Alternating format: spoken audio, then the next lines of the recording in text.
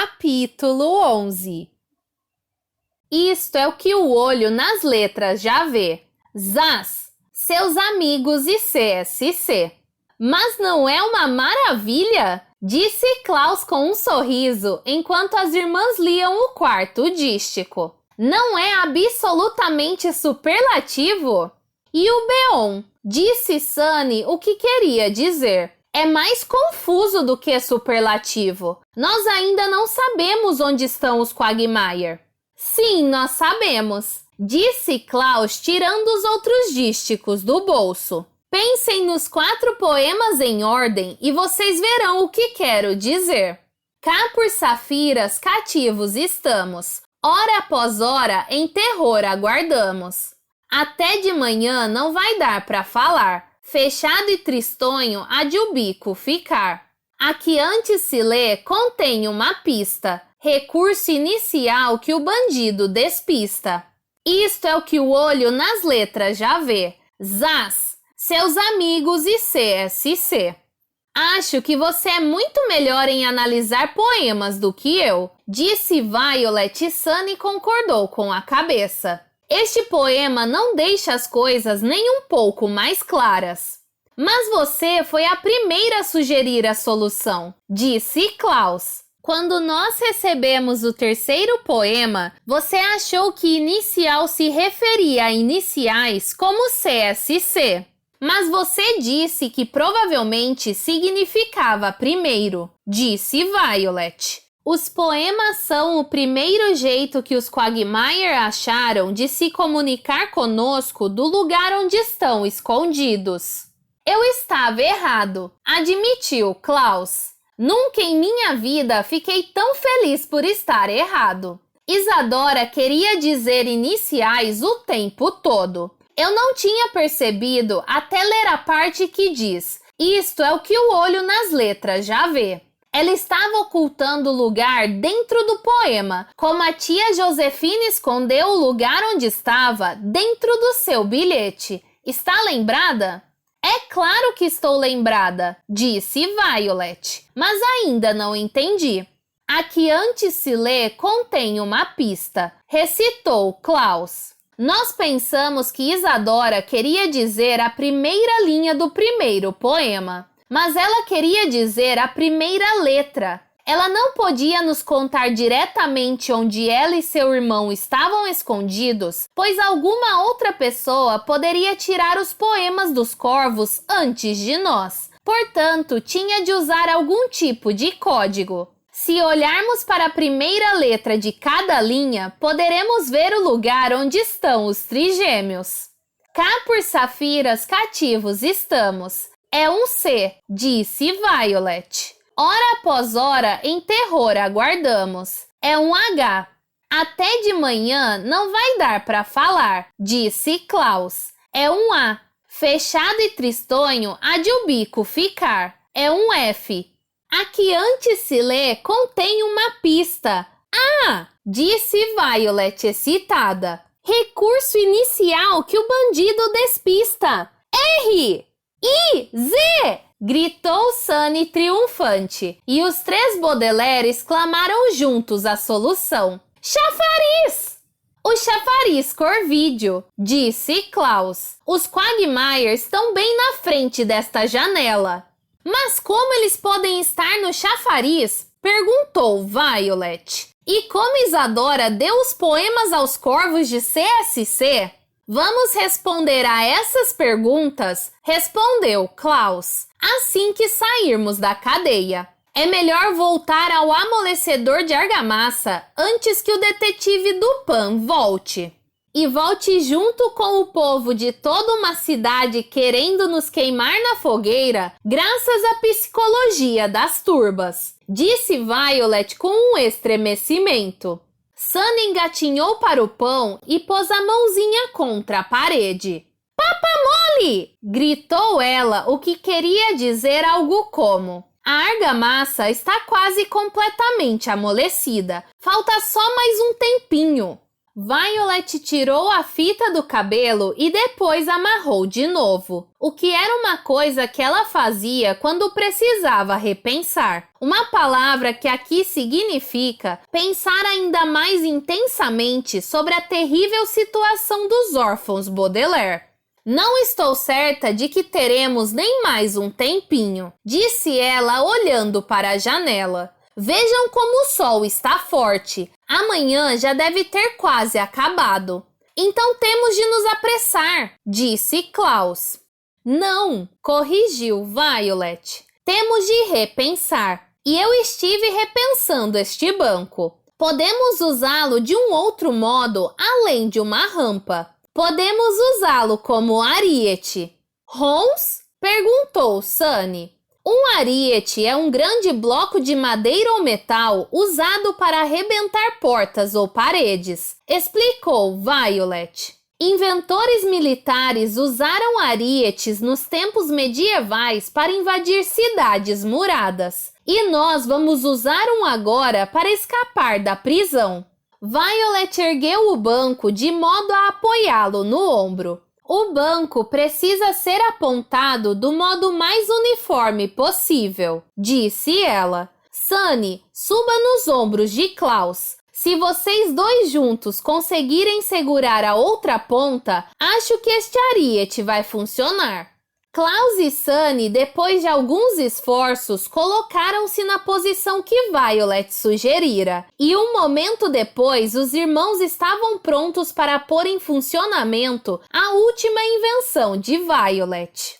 As duas irmãs Baudelaire agarraram a madeira com firmeza. E Klaus agarrou Sunny com firmeza para que ela não caísse no chão da cela de luxo quando eles estivessem batendo. Agora, disse Violet, vamos recuar o máximo que conseguirmos e quando eu disser 3, vamos correr para a parede. Apontem o ariete para o ponto onde o amolecedor de argamassa estava trabalhando. Prontos? 1, 2, 3! Os Baudelaire correram para a frente e golpearam a parede com o banco o mais forte que puderam.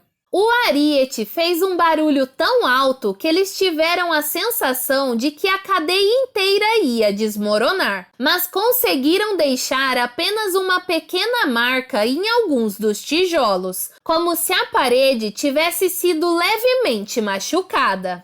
De novo, comandou Violet. 1, 2, 3! Do lado de fora, as crianças puderam ouvir alguns corvos se agitando freneticamente, assustados com o barulho. Mais alguns tijolos foram machucados, e um deles tinha uma grande rachadura no meio. Está funcionando! Gritou Klaus. O ariete está funcionando! 1, 2, minga! Gritou Sunny e as crianças golpearam de novo a parede com o ariete. Ai! Gritou Klaus e cambaleou um pouco, quase deixando cair a irmãzinha. Um tijolo caiu no meu pé! Viva! Gritou Violet. Quero dizer, sinto muito pelo seu pé, Klaus. Mas se tijolos estão caindo, isto significa que a parede está decididamente enfraquecendo. Vamos pôr o ariete no chão e dar uma olhada melhor. Não precisamos dar uma olhada melhor, disse Klaus. Saberemos que está funcionando quando enxergarmos o chafariz corvídeo. 1, 2, 3! Os Baudelaire ouviram o barulho de mais pedaços de tijolo caindo no chão imundo da cela de luxo. Mas eles também ouviram um outro barulho, um barulho familiar. Começou com um leve ruflar e depois foi crescendo até soar como 1 milhão de páginas sendo folheadas. Era o som dos corvos de CSC voando em círculos antes de partir para o seu pouso vespertino. E isto significava que o tempo das crianças estava se esgotando. Uru! Gritou Sunny desesperadamente. E então, o mais alto que pôde. 1, 2, minga! A contagem de Minga, o que é claro, queria dizer alguma coisa na linha de 3, e as crianças correram para a parede da cela de luxo e golpearam os tijolos com o seu ariete, produzindo o mais potente até então. Um barulho que foi acompanhado por um estalo enorme quando a invenção se partiu em duas. Violet cambaleou numa direção e Klaus e Sunny cambalearam noutra, quando as metades separadas os fizeram perder o equilíbrio. E uma enorme nuvem de poeira ergueu-se do ponto em que o ariete atingira a parede. Uma enorme nuvem de poeira não é uma coisa bonita de ver. Pouquíssimos pintores fizeram retratos de enormes nuvens de poeira ou as incluíram em suas paisagens e naturezas mortas. Diretores de filmes raramente escolhem enormes nuvens de poeira para representar os papéis principais em comédias românticas. E até onde minha pesquisa demonstrou, uma enorme nuvem de poeira nunca chegou a nada melhor que 25º lugar em um concurso de beleza. Apesar disso, quando os órfãos Baudelaire saíram cambaleando pela sala, deixando cair as metades do ariete e ouvindo os sons dos corvos que voavam em círculos do lado de fora, eles olharam para a enorme nuvem de poeira como se ela fosse uma coisa de grande beleza. Porque aquela enorme nuvem de poeira em particular era feita de pedaços de tijolos e argamassa e outros materiais de construção necessários para construir uma parede. E os Baudelaire sabiam que a estavam vendo porque a invenção de Violet tinha funcionado. Enquanto a enorme nuvem de poeira se assentava no chão da cela, tornando-o ainda mais imundo, as crianças olharam em volta, sorrindo grandes sorrisos empoeirados, pois vislumbraram uma linda visão adicional. Um grande buraco escancarado na parede da cela de luxo, perfeito para uma fuga rápida. Nós conseguimos! Disse Violet e saiu para o pátio com um passo através do buraco na cela. Ela olhou para o céu bem a tempo de ver os últimos corvos partindo para a cidade baixa. Nós escapamos! Klaus, ainda segurando Sunny nos ombros, fez uma pausa para limpar a poeira dos óculos antes de sair da cela, passar por Violet e seguir andando até o chafariz Corvídeo. Ainda não saímos da sinuca, disse ele. Uma expressão que aqui significa ainda dá para vislumbrar um bocado de problemas no horizonte. Ele olhou para o céu e apontou para o borrão distante dos corvos que se afastavam. Os corvos estão indo para a cidade baixa, para o seu pouso da tarde. Os cidadãos devem chegar a qualquer minuto agora. Mas como vamos tirar os Quagmire de lá a qualquer minuto agora? Perguntou Violet. Uoki! Gritou Sunny de cima dos ombros de Klaus. Ela queria dizer alguma coisa do tipo: o chafariz parece ser extremamente sólido. E seus irmãos acenaram as cabeças em desapontado assentimento.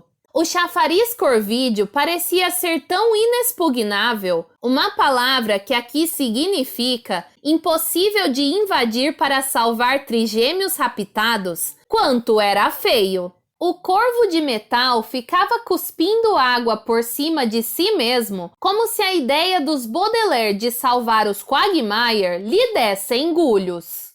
Duncan e Isadora devem estar presos dentro do chafariz, disse Klaus. Talvez haja um mecanismo em algum lugar para abrir uma entrada secreta.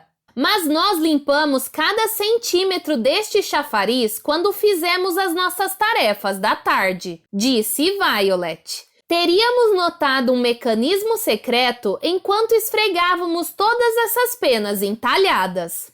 Gidu, disse Sunny, o que queria dizer alguma coisa como: com certeza Isadora nos deu alguma indicação de como salvá-la. Klaus pôs a irmã bebê no chão e tirou as 4 tirinhas de papel do bolso. Está na hora de repensar mais uma vez, disse ele espalhando os dísticos no chão. Temos de examinar estes poemas o mais atentamente possível. Eles devem conter uma outra pista sobre como entrar no chafariz. Cá por safiras cativos estamos, hora após hora em terror aguardamos. Até de manhã não vai dar para falar, fechado e tristonho há de o bico ficar. Aqui antes se lê contém uma pista, recurso inicial que o bandido despista. Isto é o que o olho nas letras já vê, zás, seus amigos e CSC. Fechado e tristonho há de o bico ficar, exclamou Violet. Nós pulamos para a conclusão precipitada de que ela estava falando dos corvos de CSC, mas talvez ela queira dizer o chafariz corvídeo. A água sai do bico do corvo, portanto, deve haver um buraco lá. É melhor a gente subir lá para ver, disse Klaus. Aqui, Sunny, suba de novo nos meus ombros, e depois eu vou subir nos ombros de Violet. Vamos ter de ficar bem altos para chegar até lá em cima.